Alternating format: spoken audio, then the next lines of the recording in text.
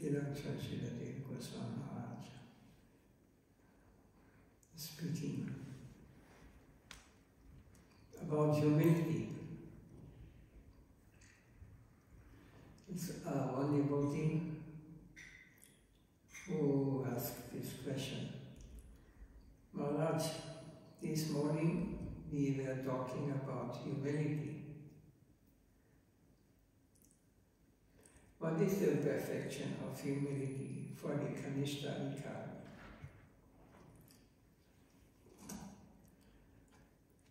So, what is the perfection of humility for the Kanishta Adhikari?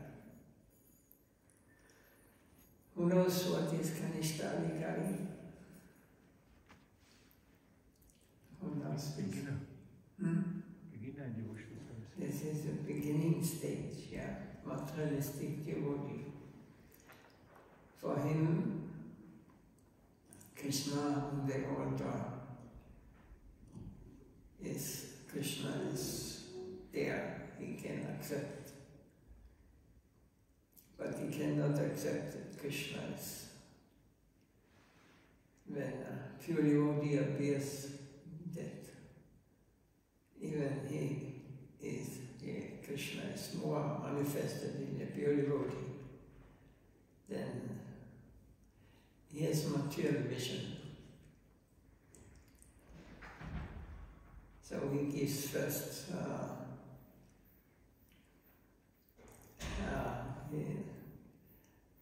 his worship goes, his thinking, his higher worship is the worship of the Lord on the altar. But he does not understand that the Lord is sitting in everyone's heart. And especially he manifests in the pure sadhu. So he respects the Lord. And when there's a figure and he disrespects the devotees, this is a beginning level. So, what is the perfection of humility for the Kanishta Adhikari? So, Maharaj says, it may vary for different persons. So, different persons may understand it different. So, one has to think out his own way. Humility means do not encroach on the rights of others. And also, it should not be such as to kill one's own self. It must be natural. Says he giving more detailed explanation. At the time of entering the present Bazaar of Sri Gaudiya in Kolkata, this was the first mart founded by Srila Prabhupada Bhakti Siddhanta Saraswati. And there was a festival from a rented house. The deities are brought on a chariot in procession. So they had even no deities there, so they had brought some other deities for festival. They were brought on a chariot in procession. There was chanting and dancing, and the deities were installed in the new temple. The Mahaprasadam was distributed.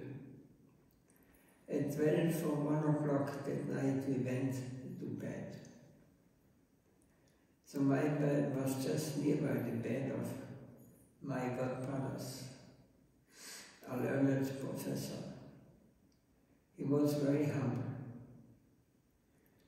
In the morning, the professor said to me, speaking very slowly, he said, last night I felt so much weakness that I thought I was dying.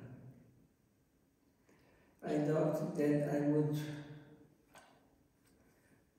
arouse you. But then again I thought, no, why should I disturb the Vaishnava? So he is so tired tonight and having his rest. So let me wait. After waiting a little, I gained some strength. So I did not have to disturb you. But I'm still very weak now. So very slowly and soberly he told these things. He was dying and he did not arouse me, only for fear of disturbing my rest. When I heard these things from his lips that morning, although of course he put it very gently, it struck me like thunder. I at once went to Prabhupada and informed him that such was the case. The gentleman was almost dying last night, but he was too meek to disturb me. Prabhupada and the devotees also knew of our Professor Godbrother's nature. They took them matters seriously and immediately called for a doctor. So sometimes I think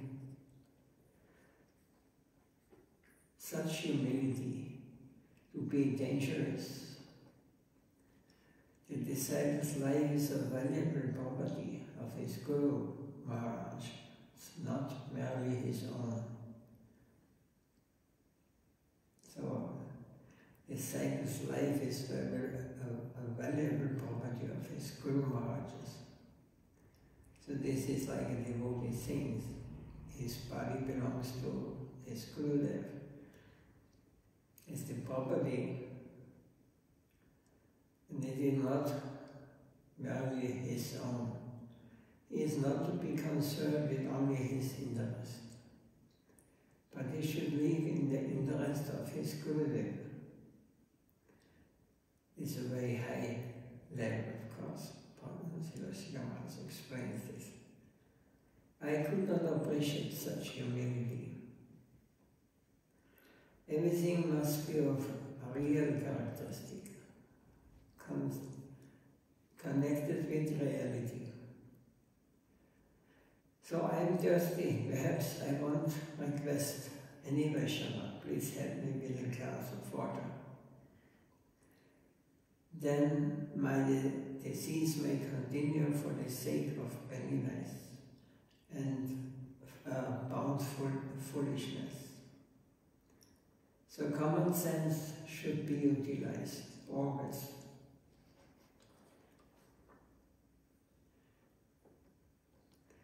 And the devotee asked a further question. Just before Srila Bhaktivedanta Swami Maharaj left the world, he was in Vrindavan. He was lying on the bed, unable to eat anything. His condition was so bad, he could barely take even a glass of water. But I marked that when anyone visited him, he would even in that condition always say to the devotees, give them prasad. He himself could not eat anything. Srila Maharaj says, yes, he wanted to travel to the whole of Vrindavan. Swami Maharaj was praying on his bed. Even he was very sick, but he had the desire to make a travel all over Vrindavan, to Parikram. So took the whole of Vrindavan and circumambulated Govardhan by bullock cart. But Krishnadas Babaji Maharaj's health was sought. He came and was somehow able to dissuade him from that plane. So despite his serious condition of health, Swami Maharaj wanted to go to all the places of Leela, like Radha and Govinda, offer obeisances and return. So the fact is that anything in connection with God, all types of bhajan, all are good. We are not against anything of that type. But we must consider what will be most effective according to our capacity. At the same time, we must not commit any offense by omission. If we say that smarana is superior, smarana means remembering Krishna is superior. And that the other types of bhajan, like Bhata Sevana means? Serving the lotus feet. Yes. Bhata. Etc. are of a lower order, or how can we be so audacious as to condemn them in such a way? Still we may distinguish very cautiously. We may see differences according to where we are standing, what level, but very cautiously, but not merely to satisfy our curiosity. Only when the necessity arises, we shall venture to establish the superiority of Lakshmi over Shukadev, or Ambarish, and so on. But we must not venture to make light of such matters. These are all serious points. To consider one Vaishnava over another is not a game. The points are very subtle. They are devotees, and we must not venture to place one above the other according to our crude necessity. It is not an academic exercise. That as a professor we should amass some theoretical knowledge to quote to the students. It should not be accepted in that line. We should always be conscious of the practical side. They are so great, and where am I? So who am I passing judgment over? There should be some limit to our adventurous audacity. So he's but the Vaishnava, how he's thinking. We should always be conscious of the particular side. They are so great, and where am I? We should always, when we find fault in others, then first we have to think, but what is my position? Where am I?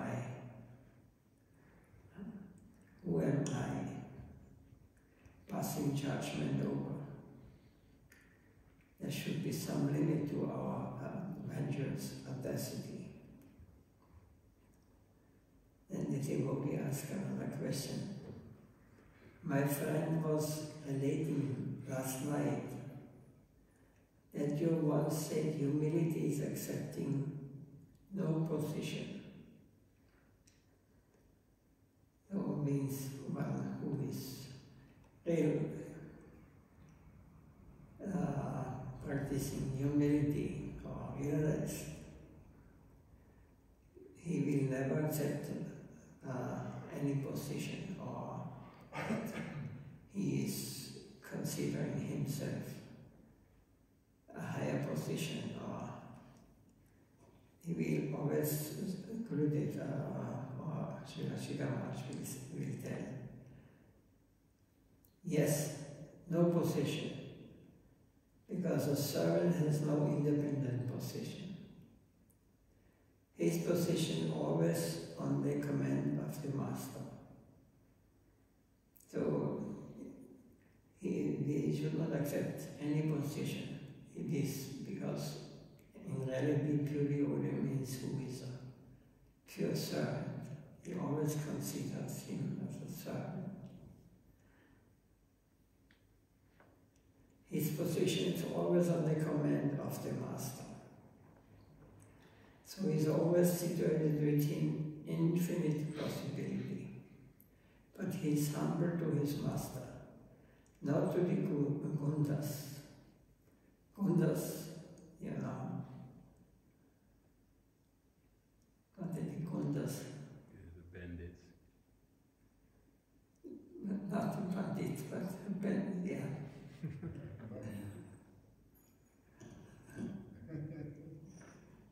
They are criminals like this. So, but he's humble to his master, not to the Gundas, not to the criminal. His humility must be chiefly towards whom? I am humble, the lowest of the low, to whom? Towards my master. I am humble towards the Lord's home, the Vaishnava. I am humble there. When it is necessary for Hanumanji to burn the golden city of Lanka, his humility is not disturbed. He is as humble as anyone can be in carrying out the order of Lord Ramchandra. He is fully given, wholly surrendered. So even Hanuman, who is one of the best devotees of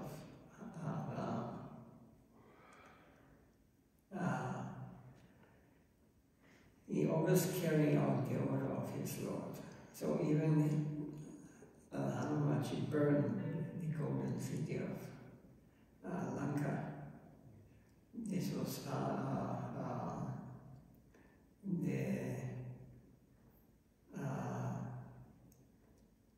the city of what was Ravana, yes. He did it, but he is humble as anyone can be in carrying out the order of the Lord Ramchandra. So we did it as a service to follow the desire of Ramchandra. He is fully given, wholly surrendered to Ram. So humility, in other words, is surrendering. Humility means no opposition to the command of the master, who is related to Vaikuntha, the upper section, not to the ordinary street, song, or tiger, or serpent.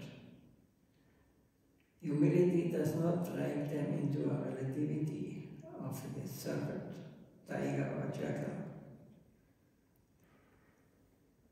Their real relationship is with the Vaishnava. That is the plane where the devotees take his stand. He is concerned with the Vaishnava. And humble means that he does not resist his master's instruction. Without opposition, he carries out whatever order comes to him. He is humble. He possesses humility, sunicita. He is not sitting on a seat of prejudice. Generally, we think of humility as pertaining to the outside world. But this is not the meaning. To the standard thinking persons, the members of the outside world are deluded they are mad. Humility is not in the standard of madness or catering to the mad people. A madman has no standing of his own. So humility means to have a standard from the standard world. Do you follow? No, it's fast, I did not. It means that we are not humiliate ourselves or humble to the materialistic persons, to the madness of outside. We are the madmen because they are catering to the mad people, standard of madness. Humility is not the standard of madness. A madman has no standard of his own. So humility means to have a standard from the standard world. Do you follow? Means he has humility to the pure souls who are standing. These orders comes from the transcendental world. They are pure, and it is non-different from the Lord's instruction.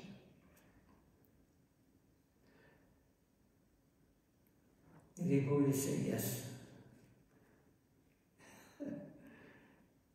And Maharaj speaks. Prabhupada has defined humility. Prabhupada Bhaktisiddhanta Saraswati as that which is absent where there is a spirit of enjoyment. So if I see the world as a place for my enjoyment,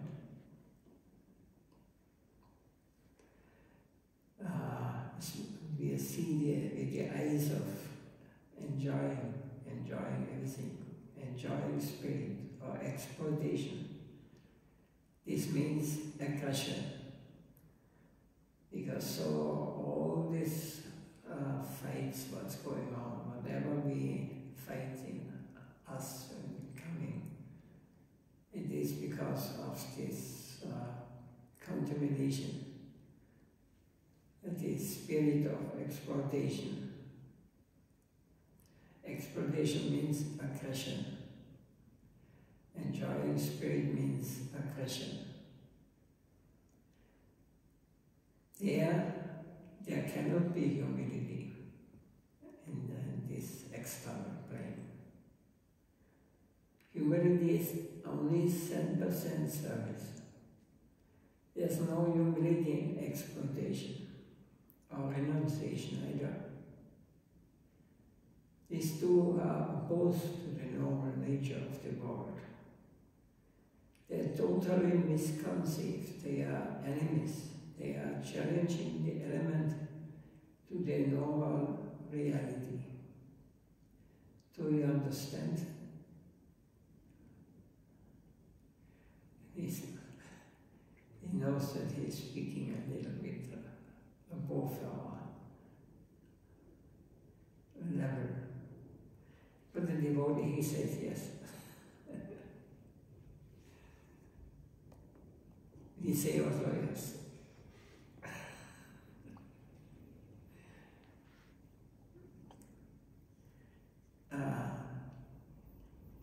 Then Maharaj, he speaks further, the spirit of exploitation and the spirit of renunciation.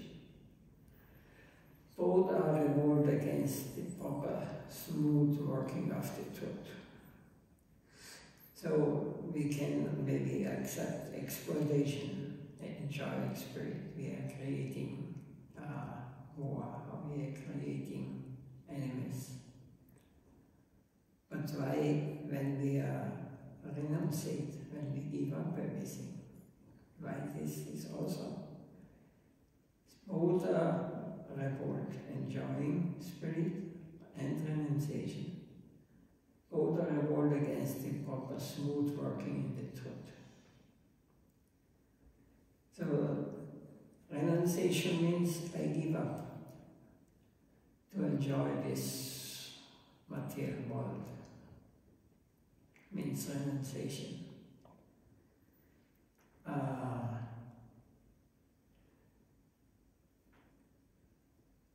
But devotee is not thinking that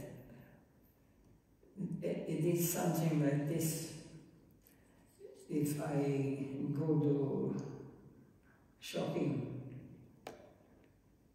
and then have no money,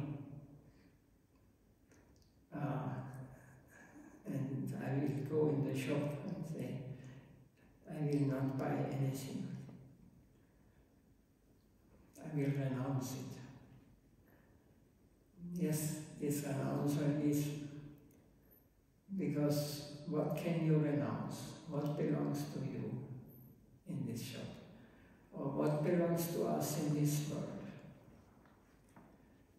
Everything is created by the Lord, everything belongs to Him, everything is for Him. So if I renounce it, it is artificial, it is not natural. I have to use it or give it back to Krishna. This is Bhakti. And renunciation means I renunciate something what not belongs to me anyway. It is not meant for my enjoyment. This is the renunciation those yogis who want to attain Brahman. They give up something what does not belong to them anyway. It is impersonal understanding. Or it is a wrong vision. So they are totally misconceived. And real humility must be in the relativity of the full aspect of the truth, not with the misconceived word. The standard is not of misconceived. The madman. The devotee asked this question. Yes, what about spiritual aggression, like competition?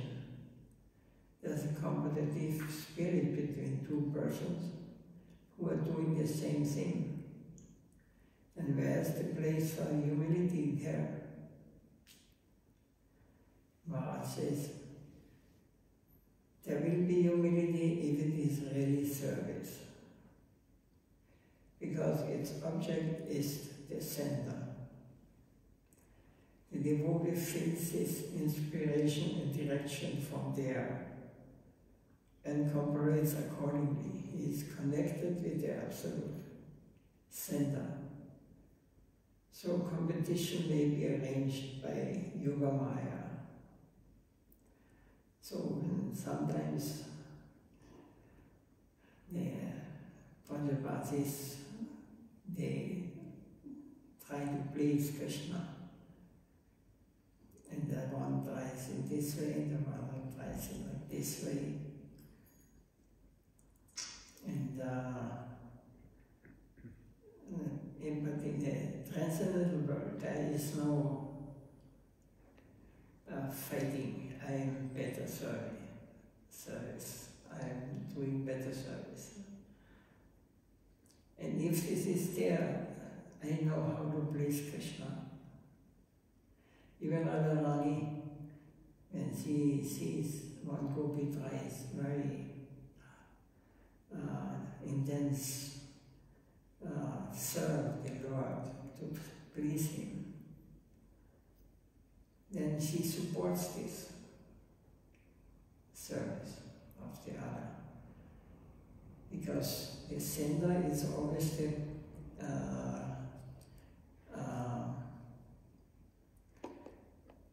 center. It is always going to Him, everything. So there is no question of I am better than you. Because if I want to please the Lord, I surely not please Him, I will become if I become enemies of others, they do better than me and I'm offended. No. In Vaikuntha you are pure. There's only one goal. Krishna must be happy. Krishna must be satisfied. And there may those who have a lower position in thinking they're doing some better, then even they get all support from others to please the Lord. But if Radharani sees, or some other sees, I can do better, then they say, yes, if you know better, we will help you, we will support you. In this material world, it's not like this. There's a military fight, and it starts in the head. There's always fight, we are fighting constantly. This is a difference of spiritual world and the material plane.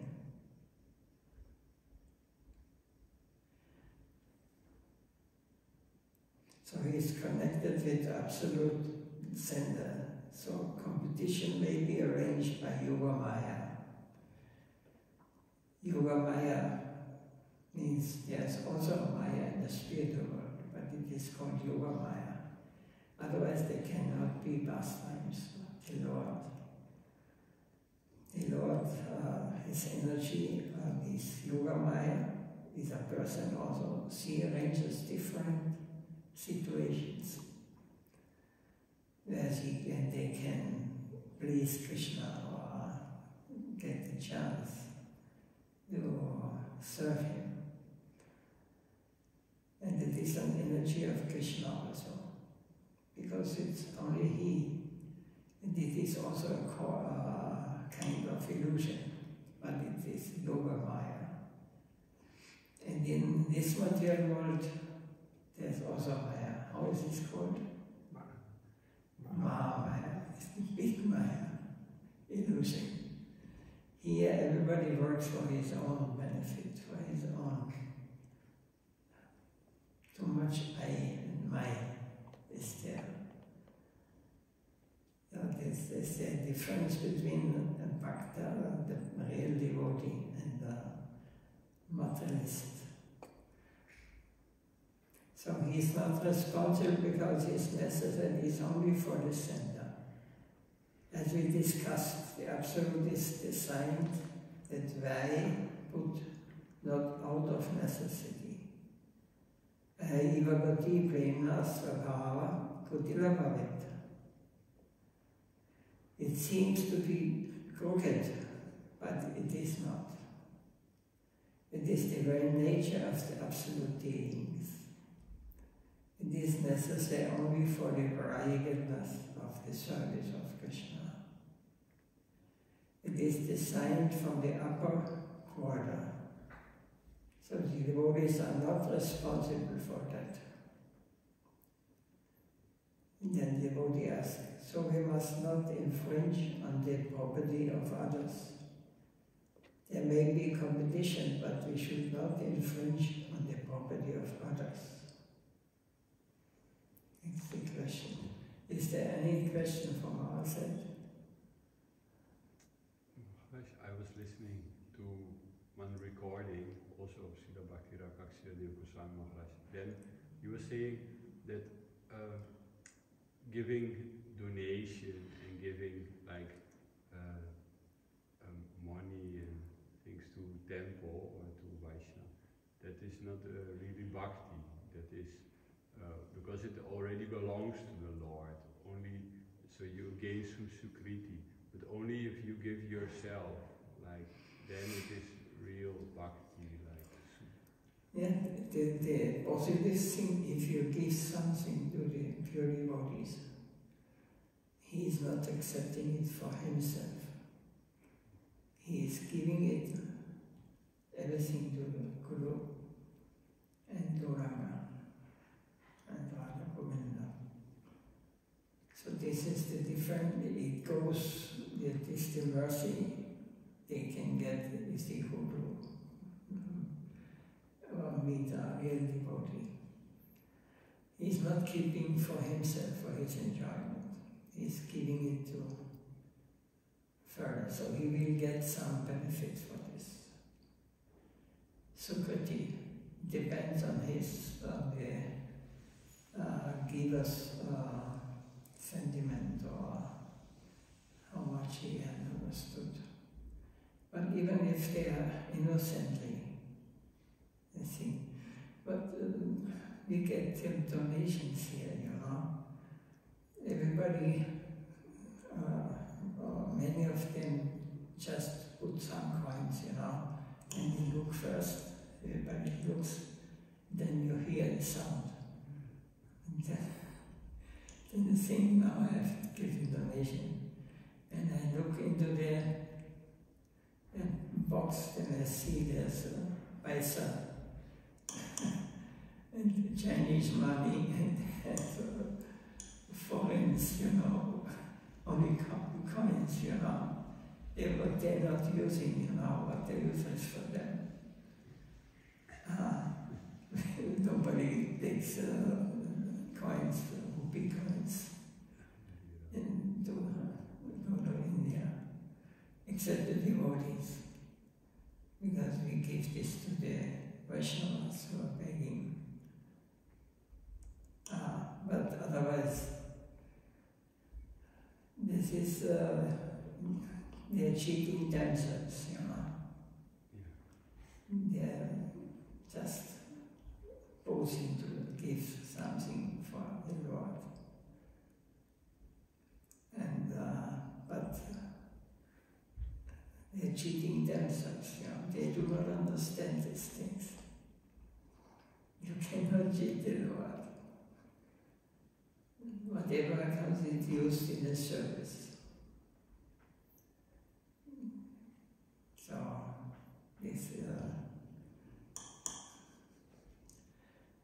is working like this, Now in Kali Yuga we cannot expect. Anyway, Krishna is anyway so merciful that he maintains and gives a place where they can come and can get some mercy from the Lord. So we may continue. Is there something more to ask?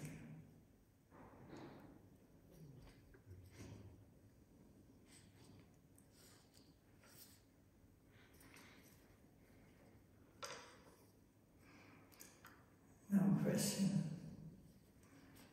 We have understood everything. Now we have to just practice it.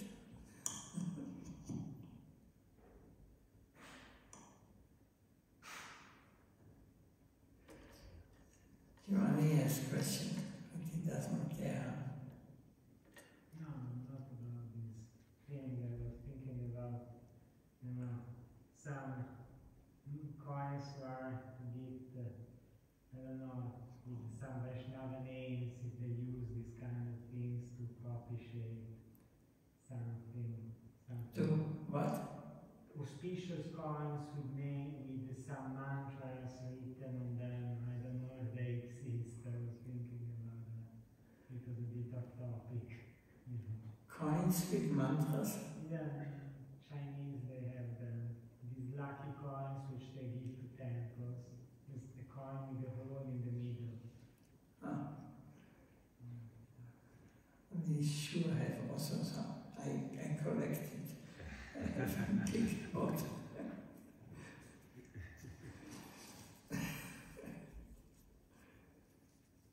The Chinese, they are not personalists. They are impersonalists. They are not breathing, they are not they are understanding that the Lord is a person. Buddhism means zero. So they want suicide. Make everything zero. But the Westerner, it is just like some fashion, to say I am Buddhistic. But who wants to make zero? It's a spiritual suicide.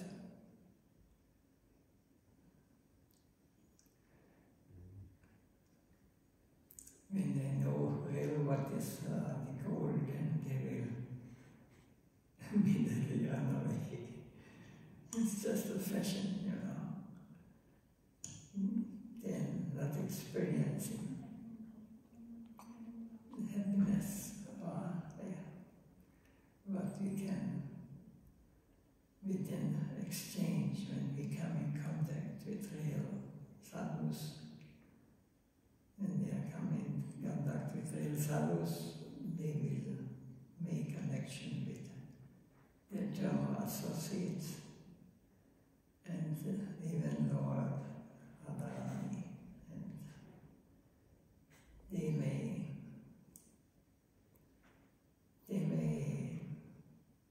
we may get their mercy or their relation. But from this, we are not believing on this. We have too many self-interested, too many attachments in this world. We cannot understand this.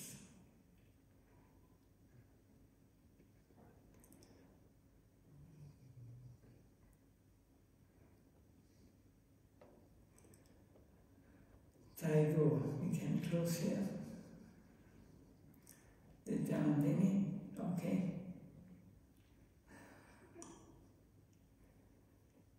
There was cooking there.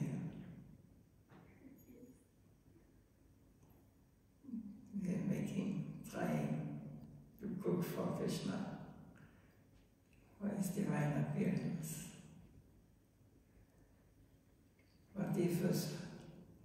What is meaning the appearance they are celebrating? The pure devotees, they are never with Krishna, or without Krishna. So it is the appearance, the real appearance is when the Lord appears in our heart. And he appears. And we get the eyes to see him everywhere and everything. Behind it is his creation. Jai Shri Srimad Goswami Maharaj ki Jai, Jai Shri Gurudev